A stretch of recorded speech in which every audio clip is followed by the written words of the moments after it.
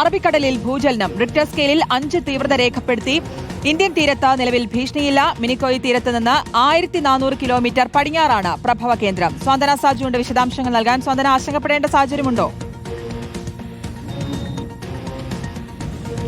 ശ്രുതി, Indian സമയം രാവിലെ 11:34 ഈ അറബിക്കടലിൽ ഇത്തരത്തിലൊരു ഭൂചലനം ഉണ്ടായിരിക്കുന്നത്. റിക്ടർ സ്കെയിലിൽ തീവ്രത 5 രേഖപ്പെടുത്തിയ ഒരു ഭൂചലനമാണ്. സാമാന്യം വലിയ രീതിയിലുള്ള ഒരു ഭൂചലനം തന്നെയാണ് അറബിക്കടലിൽ ഉണ്ടായിരിക്കുന്നത് എന്നാണ് മനസ്സിലാക്കുന്നത്.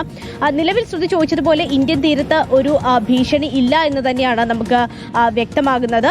അത് കാരണം നമ്മുടെ മിനിക്കോയ് തീരത്ത് നിന്നും ഏതാണ്ട് 1400 കിലോമീറ്റർ പടിഞ്ഞാറായിട്ട് അറബിക്കടലിനുള്ളിലാണ് ഈ ഒരു ഭൂചലനം ഉണ്ടായിരിക്കുന്നത്. അറബിക്കടലിൽ തന്നെ ഉൾക്കടലിൽ ഏതാണ്ട് 36 കിലോമീറ്റർ കടലിനടിയിലാണ് ഇത്തരത്തിൽ ഒരു ഭൂചലനം ഉണ്ടായിരിക്കുന്നത്. അതുകൊണ്ട് തന്നെ വലിയ രീതിയിലുള്ള ഒരു